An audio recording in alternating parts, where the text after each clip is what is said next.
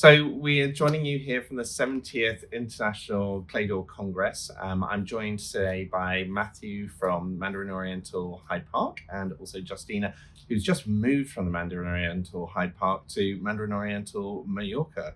Yeah, so tell us a little bit about your roles. Ladies first. So Justyna, tell us about your current role, your new hotel, and a little bit about your sort of journey as a concierge. Well, that's exciting times, I must say. I just moved a month ago to Mallorca to open the new Mandarin Oriental property as head concierge, which is an amazing challenge and a very exciting project to participate in. My journey started back in Madrid. I actually witnessed the change of Madrid from Belmont to Mandarin Oriental, to then join London property and now Mallorca. So can't wait to introduce it all to the team. Fantastic, excellent. And Matthew, tell us a little bit about your role and your journey as a concierge. Yes, absolutely. So I'm currently the head concierge at the Mandarin Oriental Hyde Park. I joined the team 8 years ago, slowly progressed my way up as a luggage porter supervisor, then going onto the desk. Previous to that, I was working in a small spa hotel outside of London. I was very fortunate that my hotel manager there at the time introduced me to the team at the Wellesley, and I did some cross training there, and that's what really inspired me to move over to London. So when I first started, everything was going in a book. There was nothing going in a system. So fast forwarding to today, Correct. And how we use Alliants and the systems provided, it's night and day change. And we've been really fortunate with you both being in London. We've had to, hometown advantage. We get to spend a load of time with you and sort of get feedback. And, we've had many conversations in regards to the feedback. So you've now been using it 2 years-ish, roughly. What are the things that you're really enjoying? Where do you think we can improve? And what are the opportunities that you see in your role as a concierge with software and technology? So I would say, if you don't mind for me Sure. to start, I would say one of the best parts of using Alliance compared to previous systems that we've used is the telephone app. So we're able to be on the fly, move around the hotel. You might have a guest that stops you and says, "Oh, Matthew, where did you book me for dinner tonight?" And I should obviously know it off the top of my head, but sometimes you have to open up the app and you can have a quick scan and see what's been reserved. And that is really helpful, whether you're moving on the fly or if you're in a meeting and you don't have your laptop with you. That's been a really good function and something that I use every day. Correct. And then on another note, having all the functions in one platform is incredibly helpful, and being able to move away from WhatsApp, like to communicate with guests, and again to add it to the same channel. That reduces the number of applications that you're using. So that's incredibly helpful. One of the things we've been seeing in the standards are changing, right? So, you talk about a book originally, and then it was like printed confirmations. And every time you print the confirmation or change the booking, you had to send another confirmation up. Now the standards we're seeing are started being very digital focused, sending that in advance, trying to get it all together. I mean, we were talking yesterday about the SmartSoft integration, which we'll chase up with the team and make sure that we get that sort of connected for you. But I think, what are you seeing from the guest experience, but also the standards agencies and what they're sort of implementing? I would say that as times are changing and guests are changing the way that they're communicating to the hotel. So we've moved on from, lots of people are moving on from email now and using instant messaging. And the guest expectation changes in terms of they expect a quicker answer because they've been able to send that message quicker. They feel that the instant messaging, the clues in the name, they get a quick response. So, having the conversations and having that all in one system, as Justyna was saying, and being able to see in one tab, you're having the conversation and at the same time you can view the itinerary instead of flitting in between different windows. It does make a big difference.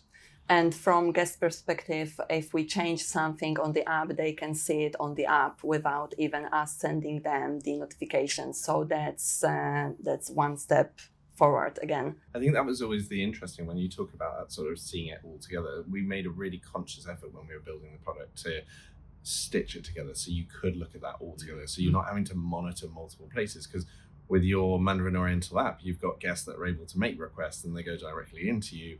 How do you find that sort of blend of kind of conversations and sort of itinerary items all together? So I would say for sure guests are definitely moving towards using that functionality very frequently. I think what's great is, although concierge are primarily using the system, there are other departments within the hotel that can see that same correspondence. It's not sitting on one email inbox that nobody else has access to. Everybody can see what's going on, which I find helps for clearer communication throughout the hotel.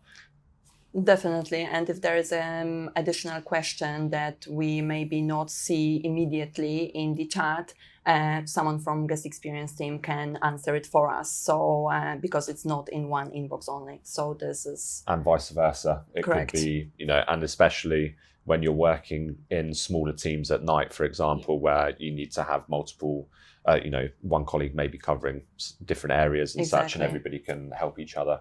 And then for you, Justyna, you're opening a new hotel. You get to start from scratch.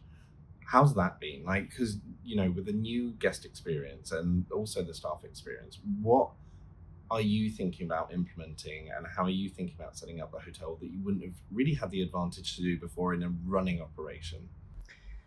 So definitely using more templates for pre-arrival guests, using this tool. Directly, the idea is not to use WhatsApp at all and direct all the conversation via the app. Use more the digital itinerary and walk away from using the PDF version, which we worked quite a lot with before. So basically taking all the best practices that we were working on in London and just start with them directly in Mallorca. So this is my goal, to be honest. Well, you're going to have to share those best practices. So at least we can educate and sort of share around that information. Then for you, Matthew, obviously you had a running operation and you had to set it up and implement it. And yes. It was a big change, right? Because it was, combining. We replaced a messaging system, we replaced a concierge system, we implemented the guest app experience with the Mandarin we're doing. How's that for you as a operator? It was definitely an interesting time, June 2024, going into our high season. It's my deputy general manager, Kremi, she would say it's like flying a plane and you're trying to, do maintenance and replace the engine whilst you're going, Exactly. For us, there's no stopping. The hotel's 24 hours, 7 days a week, and it's very important that we can keep functioning and getting back to the guest. What was great was being able to have, such close direct feedback with yourself and with James, and we felt that we could really influence the change within the platform that would suit us better. And also we were fortunate to be one of the pilot properties, I believe, with Hong Kong, with the product. And although it was a challenging period, especially the changeover day, yes. That was memorable. That was memorable, that's the word. Not sure for which reasons, but I think that's always been the interesting thing, and you have been sort of fantastic in giving us feedback. And how have you felt? Do you feel we're addressing most of that for you? Do you feel that you're getting that impact? Do you feel it's moving forward and always improving to deliver on the role that you have and the changing role that you have as well? So for me, I would say that it's been very quick to receive feedback. We were getting timelines of where changes may happen. I would say our only challenge from our side was that everything needed to change on a brand. If there was a change, it's on a brand level. So sometimes it was not just our decision to make that change. But I guess, especially being at Le Clé d'Or Congress like this, where we're seeing all of our colleagues from Mandarin Oriental around the world, and we can sit down in one room and you can talk about the systems that yes. you're using and any changes that need to be implemented. I do feel we're quite aligned as a group with our colleagues on that, and which I helps. think the change at the beginning was, we were uncertain how it's going to work out. But I think over time, it proved itself to be great, and we are kind of proud to be working with you. So that's amazing. Thank you. No, that's great. So yeah, I think that's been the interesting thing is you guys use it every single day, and you are in it. Not even 8 hours. Let's be honest. You never really work in 8 hours. We're living it. Yeah. And we're in it a lot, but we're never in it as much as you guys are in it. So it's fantastic to sort of get that feedback, because it is those little things. I know we've talked a lot about. Actually, I'll go back to the one that was really interesting. The conversation that we had was around the nighttime requests and the usage and the ability to pull all of that data out and look at, right, what were the volumes? And we did that over WhatsApp. We were sort of Yes. which I found was a really interesting part of like how you think about the roles and how you can then use that data to then look at, well, when should I be bringing staff in and doing it? Have you used nuggets like that and the data to bring to life going, oh, this is how I'm going to look at my business? I mean, for me, we always need to justify our scheduling and our workflow of colleagues that are working. And for me, it's always been the trend generally, the amount of created requests on a Monday and Tuesday are always significantly higher than any other day of the week. So for me, I always know that. And it you know, it does make sense. Family PAs, offices, they're closed at the weekends. They come back to work on business days, and that's where we get a heavy amount of our workflow. Or at the same time, you know, if we need to call a vendor, etc., a lot of them sometimes maybe they're closed at the weekends. So it's good. It was good reassurance for me that I do need to have colleagues working on that day, or I should be here on that day myself to assist with anything, etc.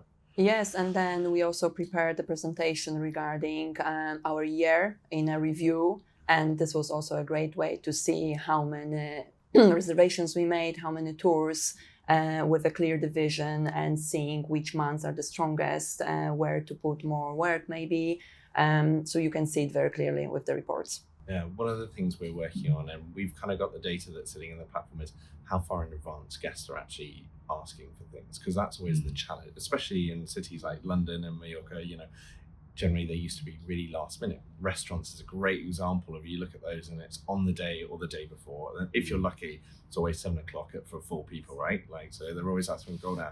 Have you seen any changes in that? Have you gone more proactive in trying to get the guests to engage with you ahead of time? How have you sort of adapted? I think within the pre-arrival communication, we always encourage guests to contact us earlier. But to be honest, not really. I feel like they exactly, they just live the moment, and this is part of our challenge and the adrenaline that you get when the request comes in. So yeah. I think the general trend is the guest is not even booking the hotel room in advance. It's not like they've booked it 3 months out and then they've now decided 1 week before to get in touch. And that would be interesting for me to see if in a resort setting that changes, because this is the time when people are booking today, like end of March, beginning of April, for September. So this will be an interesting new pattern to see what's happening there. Yeah, yes. Really interesting to sort of see that. So obviously we're here in Sydney. We're talking about the education day. We're talking about the indispensable concierge. So how do you feel that you deliver on being the indispensable concierge, or your teams? So I would say in 2026, the modern day, people have access to so much information through AI. It happens frequently where a guest has come prepared with an itinerary that has been generated through a chatbot of some form, and they come to us and they say, right, is this, they're coming to us to verify, is this right? So it's like, well, that restaurant's actually closed today, or whatever it may be. So for us, really, we need to filter out the noise. We need to make sure that the guest is getting the correct information, allowing us to put our spin or our own personal recommendations and such. And definitely, you see the guest. You can, whatever they see on the AI created itinerary, the chat doesn't see them, and so they might be a restaurant that on paper looks great but may not fit them because of the atmosphere, because of the crowd. So this is where we walk in and say, well, how about this instead? Yeah, I think that's really interesting. I've seen loads of people do those itineraries and then they look at sort of, well, actually you do this. And we talked to Borja actually from Mandarin Oriental Madrid, and he was talking about, you know, it's putting on that verification and enriching that data. And actually the chatbot can give you the generic, and I mean, it was kind of like Google, right? You used to, people would do TripAdvisor and give you the top 10 and they come and ask you to book those sort of pieces. So I think there's a real value in the concierge and being able to go out and validate that data and actually bring in that really specialist knowledge. Then that's the interesting thing. And I think that's where we need to have the mindset of embracing those, you know, guests are coming to us with those itineraries created from AI, and it's not necessarily a hindrance if we get to have a conversation with the guest and be able to, it may be the right recommendation for them, or Absolutely. it could be yeah. So it's interesting. We've been really lucky with brands like yourself and other brands now using the platform for a significant time. In Bali, we talked about the return on Concierge at the Clay Door Congress in Bali. So now we do have some data. So we now know a Clay Door Concierge will do 3 times as many requests as a non-Clay Door Concierge that we're starting to bring into the platform. And we're also seeing that the spend per request is also higher for a Clay Door Concierge. What do you think it is about the Clay Door that sort of delivers on that piece of experience? Why do you think there would be a difference if the guest is driving a lot of the requests? I would say it's the, when a guest walks into the hotel and they see you in the lobby wearing your keys, it's that guarantee of a certain level of service and the confidence to give us that request. The guest could quite easily, they have a travel agency that they're working with, they could give the request to them, but they say, well, I think it's the trust, basically, they have to just, exactly, to give us the request rather than somebody else. And they just know that the way we do it is the best way to do it. So we've been working together for nearly 2 years, and Mandarin Oriental has gone through a real change. We've had Lauren come on. We're seeing loads of additional properties, Mallorca being one of them, Amsterdam and Paris now having 2 Mandarin Orientals as well. So we've seen some growth. What do you think sets Mandarin Oriental apart from its competitors, and how have you played that sort of journey yourself at your property? Well, I would say Mandarin Oriental is known for its legendary service, and our 2 founding hotels, the Oriental Bangkok and the Mandarin Hong Kong. So the Oriental Bangkok's just celebrated 150 years in existence, which was absolutely fantastic. Had a huge party there in February to celebrate that. And I think, especially in this time where we're really ramping up, increasing the portfolio, having investors come on board and see the product, experience the legendary service. A lot of our partners that invest in the hotels were our hotel guests at a certain time. And I think that's the best way really to inspire investors, because it's a significant amount of money that needs to be brought in to open a hotel, and then for us to operate it. And I think that's the reassurance, is them experiencing it for themselves. And then on another end, for the colleagues, it's plenty of opportunities to grow, to join either permanently or temporarily another teams, see how they operate. And many people is doing this, and I find it attractive from the well, you're a wonderful example. I am one of, but I'm not the only one. So yes. Yeah. And have you been able to experience much of the brand yourselves as guests? Because you've got colleague rates, right? So correct. Yeah. Yes. And have you felt that you've really experienced those sort of destinations through the concierge teams in those destinations? Definitely. In fact, I think for people who are joining the brand, it should be almost almost mandatory to do it, so that they understand how we do things and how it feels to receive this kind of treatment. And yes, I did have a pleasure to enjoy several properties, and I'm loving it. I mean, I'm a fan. as a concierge, if you're recommending a restaurant, you need to go and see the place in person, taste experience. The food.